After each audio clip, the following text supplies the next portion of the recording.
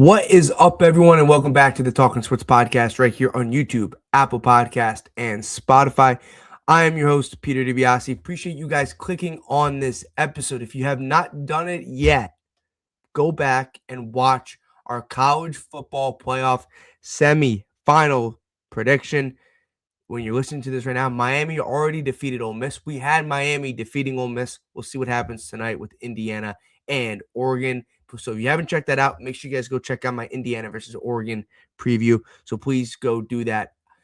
It was a great listen, great podcast. So go check that out. As always, you can follow us on social media at Talking Sports PD on X and on Instagram. The links are in the description. So make sure you guys follow us on social media.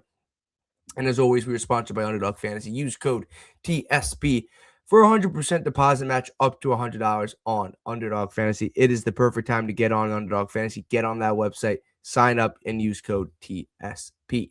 You can tell by the thumbnail if you're on YouTube. You can tell by the title if you're on YouTube, Apple Podcast, or Spotify. So appreciate everyone listening and watching right now. Road to 6,000 subscribers continues right now.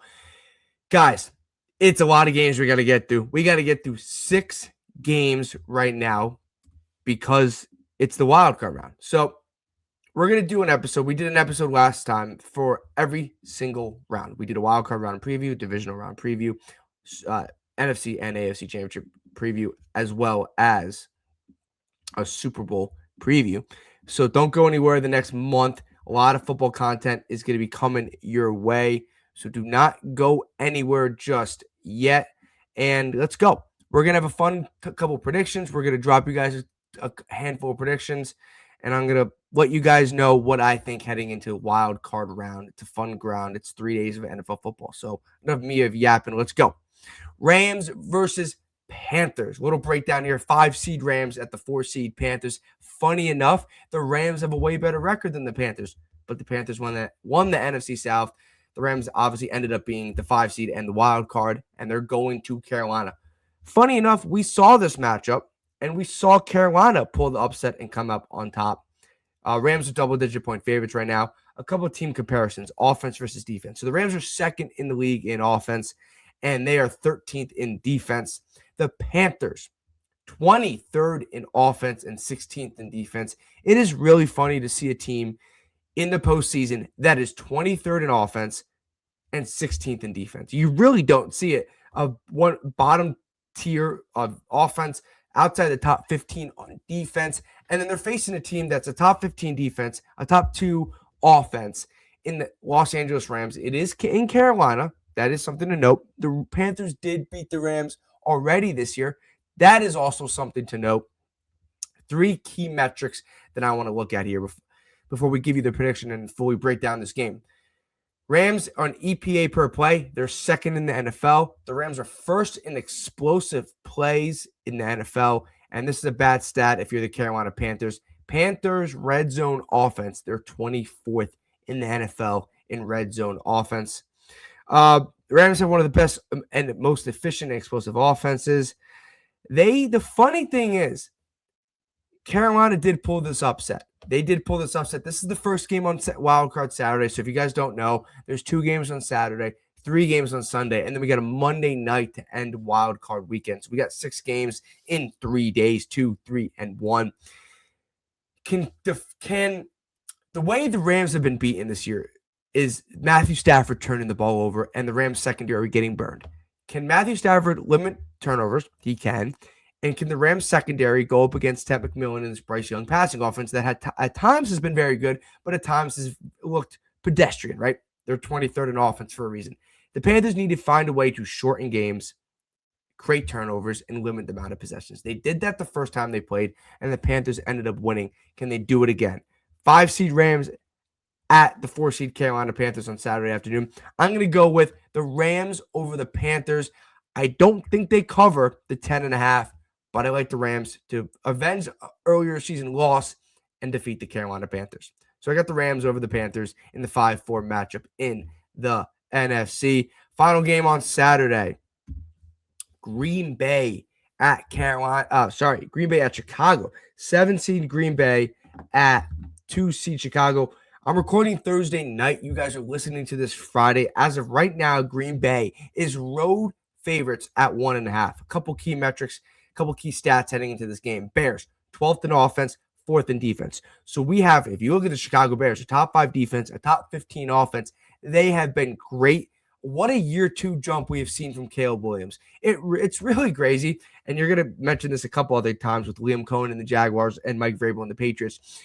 What happens when you get competent and really good coaching in the National Football League? It is crazy. It is crazy what you see from these two teams. And you have a step forward in Caleb Williams. If you look at Green Bay, 7 seed in Green Bay, they started the season hot. Then they kind of took a step back and they kind of struggled. They had that loss to Cleveland, and then they just took a step back here. They lose Micah Parsons for the year. They haven't been as efficient on offense. Their passing game has struggled with guys in and out, and the receiving core with injuries. The Packers are a very weird team as the 7th seed. They're 14th in offense, and they're 18th in defense. A defense that started the year so good. They were so well defensively. They were coached well. They were forcing turnovers. They were scheming well. They were one of the best defenses, if not the best defense for the first month of the NFL season. Somehow they ended up being the 18th ranked defense. They are road favorites right now. 3 key metrics for this game that I would be looking at. Bears defensive EPA, 3rd in the National Football League. The Bears turnover rate, they're 5th in turnover rate in the NFL. And the Packers red zone defense is 19th in the NFL. So you look at a Packers defense that has struggled down the stretch in this season. You factor in a red zone defense that is 19th in the NFL. That is something you cannot do with this game. We remember the classic we saw in Chicago with the OT classic with the deep ball, Caleb Williams deep ball for a touchdown. That was like an incredible game. Obviously, Jordan Love went out with an injury. We saw a lot of Malik Willis in the 4th quarter into OT, and Caleb Williams throws a deep ball to win the game. Can defense travel for Green Bay? Can defense find a way on the Green Bay side to get consistent stops? Because we have not seen that for the last month to 2 months from this team. Let's give you guys my prediction. Packers, Bears, 9-7-1 Green Bay, 7 seed at the 11-6, 2 seed Chicago Bears. I love this game. This is a Saturday night on Prime. This is going to be awesome. It's an NFC North classic. We saw 2 great games between these two teams twice in the year. I think we're going to see the exact same, not the same exact thing, but the result we saw in the second game.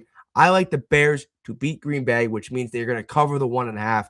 I like the Bears over Green Bay, even though Green Bay is 1.5 point favorites. But what a Saturday night this is going to be. Packers, Bears, and NFC North rivalry matchup. That is awesome. So to recap Saturday, I have Rams over Panthers and Packers over Bears. Let me know, guys, in the comment section what you guys think. And as always, make sure you like, comment, and subscribe to the YouTube channel. Okay. While you guys are doing that, we're going to take a sip of water. And then we're going to go to Sunday's games. 6 seed Bills, 3 seed Jaguars. Let's start with the Bills. Bills are interesting. 4th in offense in the National Football League, 15th in defense in the National Football League. The Bills have one of the worst rush defenses in the NFL and one of the best pass defenses in the NFL. They're 29th in rush defense. They're 1st in pass defense, which basically means they're 15th in defense, right? It's funny enough. So the Bills have a top 5 offense. They have Josh Allen. They have James Cook. The Bills' offense with Dalton Kincaid in the lineup compared to when Dalton Kincaid is not in the lineup is night and day. On Sunday, Dalton Kincaid will be in the lineup. He will be on the field for the Bills' offense. They're a different offense with Dalton Kincaid on the field. James Cook leads the NFL in rushing yards, and obviously Josh Allen is the previous league MVP and Josh Allen. Do they have enough receivers around him to get past Jacksonville and Jacksonville? So 4th in offense, 15th in defense, best passing defense in the National Football League, but one of the worst rushing defenses. You flip to the Jaguars, they're top 10 in both categories. Ladder in the top 10, but they're top 10. They're 9th in offense, and they're 8th in defense. So this is a Jacksonville Jaguars team that I mentioned earlier with Ben Johnson. It is crazy what happens when you get coaching in the NFL. It's just funny. You get some good coaches, you find a way to win football games, you find a way to turn your superstar quarterback around. Trevor Lawrence has been playing at an explosive rate. He's been incredible recently. They're hot. That led them to winning the AFC South, getting the number 3 seed, and being able to host potentially, obviously 1, maybe 2, depending on how the chips falls in the other games. Three key metrics I like for this game. Bills EPA per play, third in the National Football League. Jaguars explosive plays allowed. They are sixth in the National Football League in explosive plays allowed. And the Bills' second half point differential first in the National Football League. If you watched any Bills games this year, you can tell they're a different team in the second half. I don't know in this game. We saw it against New England. We saw it against Cincinnati. We saw it against Pittsburgh. We saw it against Philly. Didn't turn the way they wanted to. We saw it against Tampa Bay. They struggle in the first half to get going in these type of games, and they've always found a way, for the most part, outside of a couple games here or there, Philly's an example, to win a football game. They've been a second half team, first and second half point differential. That makes sense, right? Can they do that against this Jacksonville Jaguars team that is hot as ever? Turnovers, red zone execution is very key for both. My biggest X factor is Dalton Kincaid. That is going to do it for me. The Bills' offense is different when Dalton Kincaid is on the field. Go look it up. I am not lying to you. The Bills' offense is different when Dalton Kincaid is on the field compared to when he's not on the field.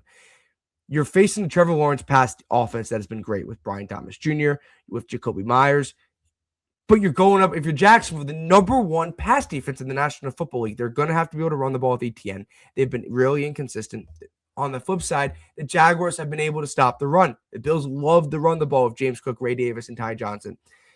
This is going to be a great game. I think it's going to be a classic. I'm giving a slight edge to the Buffalo Bills. I have Bills over Jags. I think the Bills also cover. Sorry, I didn't say that earlier. The Bills are 1.5 point favorites. Bills over Jags. Bills cover the 1.5. Another game that I love these games. There's some really good games wild card weekend.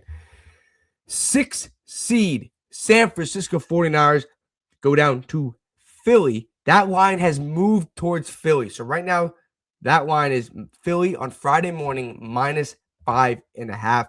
Let's do some stats. Let's start with the Eagles here. Sorry, I'll start with the 49ers here. The 49ers offensively, 7th in the National Football League, 2nd in defense. Crazy that they're 2nd in defense with the amount of injuries, hint Nick Bosa, hint Fred Warner, that they've had on this team. And somehow, and some way, they're 2nd in defense. Offensively, they've been great. CMC, Brock Purdy's been good. George Kittle. My biggest concern with 49ers is what am I going to get from Jennings and what am I going to get from Ricky Pearsall? They have not had consistent outside receiving play through 17 games. They've gotten it at times. They've succeeded at times, but they haven't had a full 17 games where you're very confident in this passing offense outside of George Kittle. You flip over to the Philadelphia Eagles.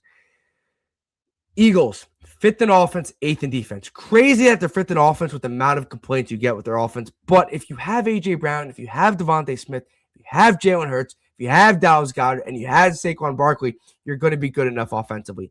I don't know at times if Philly has the pedigree offensively to win enough games in this playoff run. They could beat the 49ers and let you know what I think. But the Philly offense has been bad. It's been very inconsistent. Sorry, bad's not the right word. It's been inconsistent at times. I think you look at the Bills, bad first half, good second half team. Flip it for Philly, good first half team, bad second half team. So what do we get this week from Philly? Defensively, they've taken a big step forward in the last month and a half. This Philly team last year was the best defensive team in the National Football League. It was the reason they won, not the offense, it was the quarterback. The reason they won the Super Bowl last year was because of their defense. This year, with the parts they've lost on defense after that Super Bowl win, this is, to let you guys know, the defending Super Bowl champions, the Philadelphia Eagles here, the 3 seed out of the NFC. They've lost key pieces, but I think they found their footing in the last month and a half, and that's skyrocketed them into a top 10 defense in the National Football League per a lot of different metrics. A couple key metrics I want to talk about before we get to game predictions here. 49ers defensive EPA, 2nd in the National Football League. 49ers run defense EPA, 1st. That's one of the better run defenses in the National Football League. You factor in Jalen Hurts' legs, and you factor in Saquon Barkley.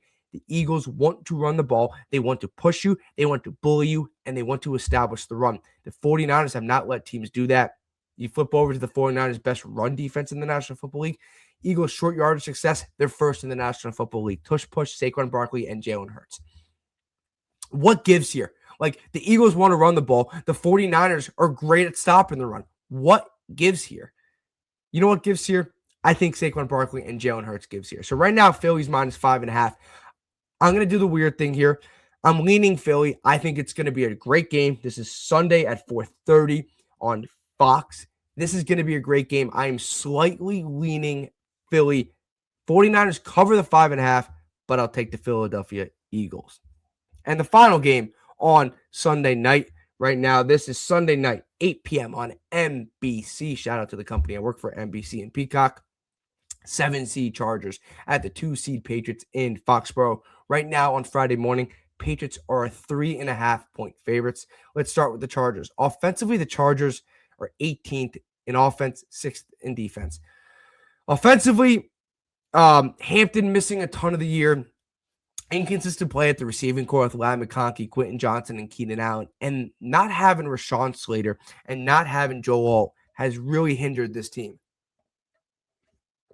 The fact that you have 2 all-pro level tackles on the left side and the right side, not in this game, not playing for the majority of the season, has been detrimental to this Chargers offense. Justin Herbert's going to have to go nuclear. Defensively, they're 6th. They're a great defense. That's a top 10 defense. That's almost a top 5 defense. If you flip over to the Patriots, 6th in offense and 11th in defense. Defense has been shaky at times. Like you saw the second half against the Bills. It wasn't good. The offense has been terrific. Like Travion Henderson and Ramondre Stevenson has turned into a really nice duo. Drake May is an MVP candidate, and it should be Matthew Stafford, and that's probably not that much of a debate. I'm joking. I hate when people say it. It is a debate. Matthew Stafford versus Drake May. If I had a vote, I would go Matthew Stafford. But yes, obviously it's a debate. I'm messing with you guys.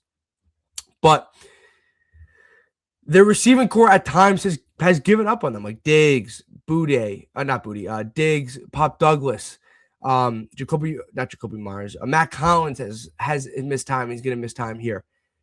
The problem with the Patriots, and we'll get to some key metrics in a second, in big-time games, Drake May has not played well recently. He did not play well against the Bills in that second half. He shriveled up in a big-time moment. This is his first big moment in the NFL. Like, what do we see from him if they're down, if they're losing in the fourth quarter? Does he have it in him to win this game? I don't know. Some key metrics. Patriots red zone touchdown rate, 5th. Chargers defensive EPA, 5th. Chargers offensive red zone touchdown rate, 21st. So that is the key. The first 2 stats are not as important as this. The biggest X factor in this game is when the Chargers get in the red zone, are they capitalizing on 6 instead of 3? If they are, they're going to win this game. They get in the red zone a ton, but they're 21st in red zone touchdown rate. That is going to be a killer. I think Justin Herbert goes nuclear. I think Justin Herbert amends playoff losses that have maybe not always been on him, but the media's put it on him. I do think they're not talked about enough to, like, can we freaking talk about it, please? That media, like, instead of just talking about random stuff, like the fact that you're not breaking down the fact, if you flip on any channel, that they're not talking about Rashawn Slater and not talking about Joel Alt being out is massive. Like, what are you doing if you're a network not talking about that? It drives me nuts. That's a key factor. I do think Justin Herbert goes nuclear. I don't know if Drake Mays makes enough plays in his first playoff appearance. I like the upset. I'm taking the Chargers over the Patriots, and that also means I'm taking the Chargers to cover the 3.5 because the Patriots are 3.5. So, to recap Sunday, Bills over Jags, Eagles over 49ers, and Chargers over Patriots. Final game. Let me know, guys, in the comment section what you guys got. And as always, like, comment, and subscribe to the YouTube channel. Road to 6K continues. This is a fun game. Monday night on ESPN. This is an 8:15 kick. 5-seed Houston Texans at the 4-seed Pittsburgh Steelers. The Steelers snuck in because Tyler Loop pushed a 44-yard field goal to the right. If he made that, we'd be talking about a Texans-Ravens matchup right now, but instead we're talking Texans-Steelers as the Steelers snuck in and won the AFC North. Right now, Houston on Friday morning is -3. Let's start with Houston. Offensively, 10th. Defensively, 4th. They're better than the 4th. I think Houston has the best defense in the National Football League. They have one of the better secondaries. They got that up front 7 led by Will Anderson is disgusting how good that up front 7 is. They can get after you. They can make your life a living hell. It is gross what they do in a good way. Flip over to Pittsburgh. Pittsburgh. This is where it concerns me. We're talking about the 21st ranked offense, but we're talking about the 6th ranked defense. This is going to be a mucky, low-scoring game. The over-under right now, there's no other over-under in this game in the NFL this week, below 44.5. That's Philly, San Fran. This over-under right now is 38.5. So Pittsburgh 21st in offense versus one of the better defenses in the country in the NFL. And then the Steelers have a great defense against a Houston offense that has not been good this year. Like, call a spade a spade. The Houston Texans offense has not been good. In patches this year, they've been good. There was a stretch like in November when they looked elite, but then they kind of faded into December, and their offense kind of went back to the norm. 3 metrics: Texans defense EPA 4th, Texans run defense EPA 3rd. Defensively, they're 4th in EPA. Run defense, they're 3rd in EPA. Steelers scoring offense 21st. That's a problem. That is a problem. And this morning when I broke it down, and I was like, who am I picking for this game, right? And when you look at Steelers being home dogs, Mike Tomlin does not lose as home dogs. He doesn't, right? And he's a home dog. They're 3-point dogs. So I'm going to take Pittsburgh to cover the 3 points. I just can't sit here, and I could be wrong. I could be talking next week about a Steelers divisional round matchup, and when I will start that preview, when we preview those 4 games, I will start that preview saying I was wrong on the Pittsburgh Steelers because I should have listened to my heart saying the Steelers do not lose, or Mike Tomlin does not lose as home underdogs. But I'm taking them to cover. So I think they cover. I like Houston over Pittsburgh, but they don't cover the 3. I just don't know if the Steelers have enough offense. I trust Houston's offense a little more than I trust Pittsburgh's. I don't trust either of those 2 offenses, but I trust Houston's defense over Pittsburgh's defense because Houston's defense, I think, is the best in the National Football League, them in Seattle. But Pittsburgh has a great defense. I trust Houston's offense over Steelers' offense a little more. But it's going to be a low-scoring game. That's why the 38.5 total. But I like the Steelers to cover, Houston to win. Woo, that is going to do it for us. Let me know, guys, down in the comment section. Like I said before, if you have not checked this out, this comes out Friday. If you have not checked this out, I already previewed Miami versus Ole Miss. I picked Miami over Ole Miss. Miami ended up beating Ole Miss, so I'm 1 for 1. If you haven't, scroll to the end of the episode. You can listen to my Indiana versus Oregon preview. Let me know what you guys got. And at the end of that, I gave you guys my prediction in Indiana, Oregon. If you want to listen to Miami Ole Miss again, go for it because I was right. Once again, we'll recap. Rams over Panthers, Bears over Packers on Saturday. On Sunday, Bills over Jags, Eagles over 49ers, Chargers over Patriots, and then the Monday night to cap it off, wild card weekend, Texans over Steelers. As always, let me know, guys, in the comment section. Like, comment, and subscribe to the YouTube channel. As always, wrong game, not Oregon, Indiana. As always, we are sponsored by Underdog Fantasy. Use code TSP for a 100% deposit match up to $100 on Underdog Fantasy. Link is in the description. And as always, follow us on social media at Talking Sports PD on X and on Instagram, as well as our Apple Podcasts and Spotify are in the description below. So make sure you guys subscribe to those. Check it out. This is not going to do it for us. We still have more college football episodes coming. If you haven't checked the semifinal preview, go do that. We have a national championship preview coming your way. Is it Miami versus Indiana? Is it Miami versus Oregon? Obviously, we'll find out. And we have more NFL preview, wild card preview, divisional round preview, AFC and NFC championship round preview, and then, of course, Super Bowl preview. Golf is right around the corner. College basketball. There's a lot going on in this sports world, so don't go anywhere. Hopefully, you guys enjoyed this episode, enjoyed Wild Card Weekend, and I'll see you guys next week. Have a good one.